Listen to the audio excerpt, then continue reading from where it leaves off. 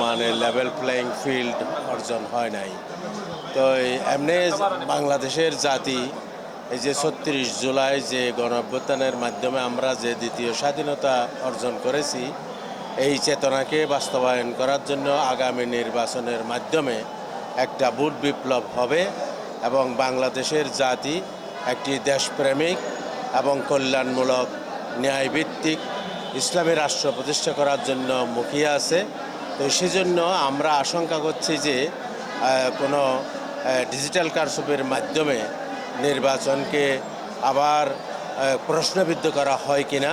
তো সেটা আমরা এখনও বর্তমানে যেভাবে একটি দলকে প্রকাশ্যে সাপোর্ট দেওয়া হচ্ছে, প্রোটোকল দেওয়া হচ্ছে, এটা আমরা আচরণবিধির লঙ্ঘন মনে করতেছি। এবং যদিও এই যে তফসিলের পরে উঠান বৈঠক, মাইন নিয়ে প্রোগ্রাম করা, মার্কা নিয়ে প্রোগ্রাম করা ইত্যাদি যদিও নিষিদ্ধ আছে, কিন্তু তারপরেও একটি দল সেটা করতেছে এবং আপনারা দেখবেন এখনও তারা রঙিন পোস্টার ইত্যাদি সব কিছু, এটা মনে আইনের কোনো তোয়াক্কা করতেছে না একটি পার্টি।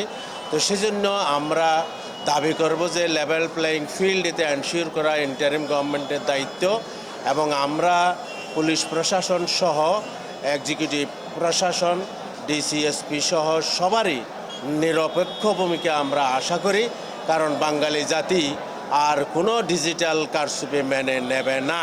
কারণ আপনি এখনই দেখেন শাহবাগ চত্বর এখনও মানুষ রাতে দিনে বিচার চাইতে হচ্ছে। সব আর এই যে আমাদের হাদি হত্যাকাণ্ডের পরে এখনও একজন আসামিও তারা অ্যারেস্ট করে নাই, এগুলো রহস্যজনক। সেজন্য আজকে এই যে বিশ্ববিদ্যালয়গুলোর নির্বাচনের মাধ্যমে মানুষ কী চায় সেই মেসেজ তো জাতির কাছে পৌঁছে দেওয়া হয়েছে। প্রশাসন চক্রান্ত করে কাউকে নির্বাচিত করে দেবে সেই যুগ আর নাই, প্রয়োজনে আবার ৩৬ জুলাই হবে।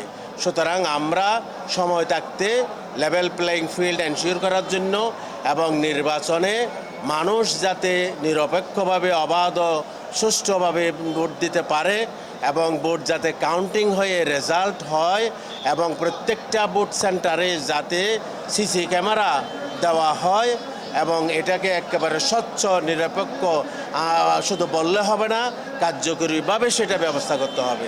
আমরা সেটার অপেক্ষায় আছি।